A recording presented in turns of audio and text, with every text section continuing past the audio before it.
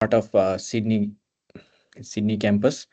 We are here to submit our assignment on machine learning and artificial intelligence PRT565. I'm Situ Nakarmi. Along with me is my friends Sisi Ranjan Thakur and Sunil Shrestha. We have for this assignment we have selected the data set from Airbnb, which has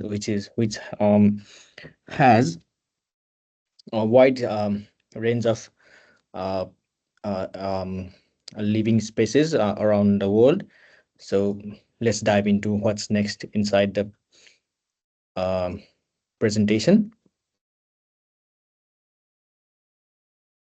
So introduction, the first slide. This is the first slide. So it it the project our project, it aims to build a predictive model using the dataset from Airbnb, which is used to forecast outcomes such as listing success, pricing. um, the specific goals um, in our study um, was to forecast the pricing.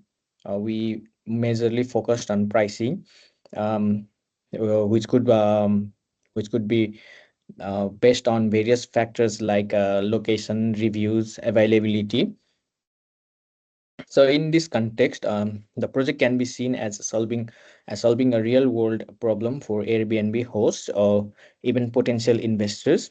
Uh, with the implementation of machine learning techniques, we can extract meaningful patterns from the given data set, which can be used to provide actionable insights.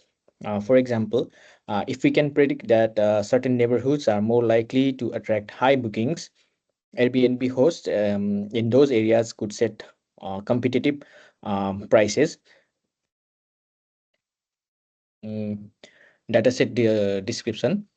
So this is the brief overview of the dataset used in the project. So we have our for our project, we have used the Airbnb open data.csv, which was readily available in Kaggle. So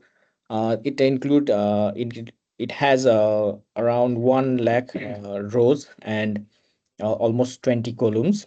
So the some of the columns enlisted are host information, host that would be name and location, uh, listing details, listing details that could be like Airbnb property, like the number of reviews, neighborhood, price, price, booking availability, like how often the listing is available throughout the year, um, host listing counts, and review metrics. So which includes like the number of reviews or review ratings that is been provided to the specific location by past users.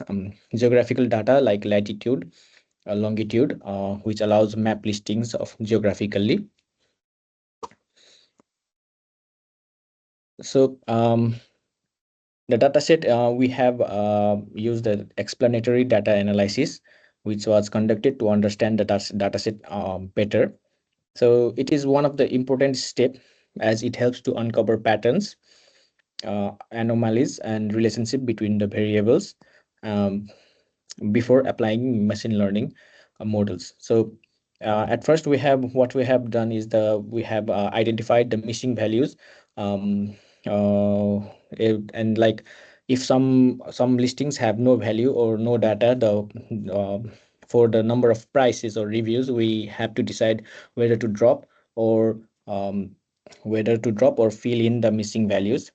Distribution, so plot distributions like a price and reviews to understand the variables, how variables behave. We have used also the correlations between the variables, like for example, price and the number of reviews, or price versus locations. Understanding these correlations will help determine the feature selection process, as we want to avoid um, using features that are too similar or redundant. Okay.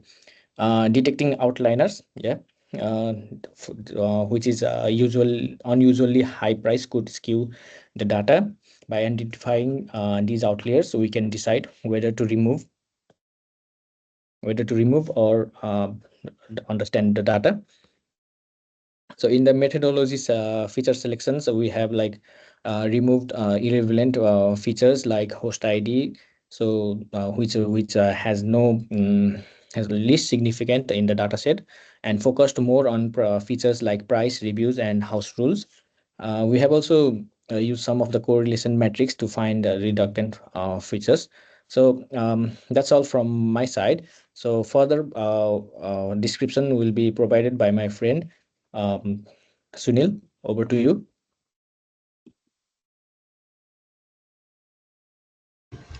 Thank you, Situ. Uh, it was wonderful working in this project.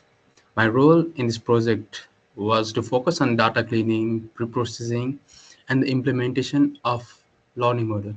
So these steps are very important as they lay the foundation for the accurate prediction. First off, starting with data cleaning. Firstly, we need to ensure our data was clean and reliable. So first what we did is handling missing values. We failed in missing numeric value with median and categorical value with mode. This method helps to retain as much data as possible while reducing the risk of bias. So second, we did is removing duplicates. So we dropped any duplicates record to avoid redundancy. And third, we did handling outliers. So how did we do this? That is, outlier were handled by calculating IQR, interquartile range, and capping extreme value with a range. This ensures that our models aren't influenced by abnormal data point. So next we move to data transformation. We are working on price feature, so we transform our price column by removing the dollar sign and commas and converting it into a numerical format. This was necessary because the model requires numerical input to operate effectively. Once the data was clean, we applied feature scaling, right? To normalize price and service fee column, we use standard scaler. This step ensures that features are on the same scale, which is essential for many machine learning algorithms, especially those sensitive to varying feature magnitudes. So now let's talk about machine learning model we implemented. Thank you. We use three types of model. First is decision tree, second random forest, and third is net bias. So for all this model, the data was split into training and test set, with 80% used for training and 20% for testing. We trained each model and evaluated its performance. First of starting with decision tree. We implemented decision tree. Decision tree are intuitive and easy to interpret, making them great for understanding feature importance. We restricted the tree depth to avoid overfitting and achieve good accuracy on our training data. And next up, we implemented random forest model. This is this is emblem method that uses multiple decision tree to make prediction. By averaging the result of many trees, random forest reduces variance and improves prediction accuracy. This model outperforms the other, giving us the highest accuracy on the test data. Finally, I use the net bias classifier, which is particularly effective for categorical data. It is based on Bayes' theorem, assuming independence between the features. Despite its simplicity, naive Bayes can perform surprisingly well with high dimension data and often outperforms more complex models in terms of speed and efficiency. Next slide, please. To evaluate the model, I used common matrices such as accuracy, precision, recall, and F1 score. Both the decision tree and the random forest model performs exponentially well with high precision and recall value. But NetBias was slightly behind what there was expected due to the dataset complexity and structure. So we'll be providing the code so you can view the results. And thank you for listening. And I'll be happy to take any question. I would like to hand over the deep learning part and all the stuffs to the Mr. CC Ranjan Thakur. Thank you. Thanks a lot.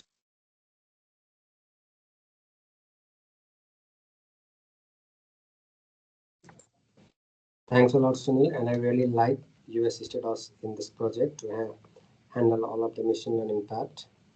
So my task here is to do the deep learning part.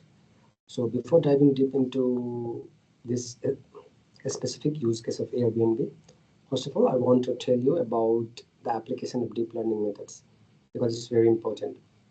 So multi-layer perceptron and specifically recurrent neural networks, which is a type of ANN. Both are actually a type of ANN, artificial neural networks. There are a lot out there, but specifically in this Airbnb dataset, we applied these two, multi-layer perceptron and recurrent neural networks.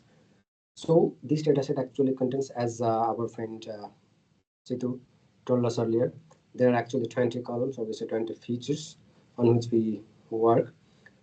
First one, I want to tell you about what is MLP, right? So MLP is actually a fully connected feed-forward neural network. Uh, and actually it consists of one input layer and one output layer. Input layer may be more than one or two, depending upon the amount of neurons you want to have. And each neuron here is given or connected to every neuron, which may be present in the next layer. And every neuron or each of these neurons has assigned weights, uh, which the network learns or every neuron learns to train, right? And talking about why you use MLP for this dataset. So MLPs are generally known for the tabular dataset like this one. It doesn't work well for the small dataset like if you have like 5,000 rows or even 10,000 rows, it doesn't fit well. The accuracy doesn't lie behind 0 and 1, you know. So specifically to implement deep learning methods with greater accuracy, we take the large dataset, which is, I think, if I'm not wrong, it's like around 35 MB and more than 1 lakh rows. So here, and now talking about the implementation, I used the different features present in the Airbnb dataset like location, number of bedrooms, amenities, neighborhoods, right, to train the MLP. And after pre-processing the data, which again can be handled by my another friend, Sunil, after pre-processing the data, the MLP, so to actually perform the MLP, the data needs to be pre-processed first and cleaned first, right? So I already, thanks to Sunil, I already got the pre-processed and clean data, and then I applied the MLP in that clean and pre-processed data because only you can be allowed to do that. So here I'm going to predict a price. Here I take price as my target variable, right? So you need to do the multiple trials, or we can say iteration in the MLPs. Then I experimented with the number of hidden layers and neurons, right? Talking about the performance or the accuracy for this data specifically comes as around 98%, 98 point something, which is actually, I think, good, very good. And it contributes a lot because of the pre-processed and cleaned data we already got. And now let's talk about RNN. RNN is hugely popular artificial neural network tool being used in the research field also. It is still evolving field, happening a lot of research in this field, right? It is actually designed to recognize the patterns, specific patterns in the sequences of data, right? So unlike MLPs, RNNs have loops in them, inside them. They have the loops. So it goes on and on and on until you stop it, right? So here, and having that kind of feature, it makes them ideal for training the sequential data, where past information is very vital or is crucial for current predictions. And why we use RNN for this dataset again, talking about this question, RNN is typically used for time series or the sequence data. I choose to apply it here to model the temporal dependencies, such as how the availability of a listing might change over time or how prices fluctuate. Uh, One of such instances is the airline prices, also not about the Airbnb prices. If we see the prices of an airline, we can see the prices of airline is so volatile that it changes within a second or even in a millisecond, right? So to actually uh, realize the patterns or to show the patterns in real time in such a short amount of time frame, RNN shoots out the best. So, right, and talking about the implementation, I use the availability of the pricing data as a time series to feed into the RNN model. By structuring the data into the sequential format, the RNN could learn temporal dependencies across time, right? Here, while implementing RNN, we keep verbose as one, meaning we don't want the detailed information about RNN at first. We just keep them compact, right? That's why we keep verbose as one. So again, here it's been less than uh, almost 97.8 or 97.9%, almost we can say 98%. So in terms of prediction, RNN actually or gives the better result than MLP. So while comparing, we can say both models or we can say all models have their strengths and weakness. But what I noticed from this data set is that MLP excelled in tasks, right? Rather than RNN, where the features were static and did not involve time dependencies. Where, however, RNN showed more promising tasks where time played a crucial role, like predicting the future availability of a listing based on the current listing. Right. So in summary, MLP performed well for non-temporal tasks and leveraging complex feature relationship, while the RNN excelled in sequential modeling, especially where time-sensitive patterns were important. So yeah, by combining these two techniques, we can leverage the strengths depending on the nature of the problem at hand. That actually concludes my explanation of how I implemented and compared MLP and RNN for this dataset. Thanks a lot again to all our team members for cooperating in this project. We look forward again to cooperate in this project. Thanks.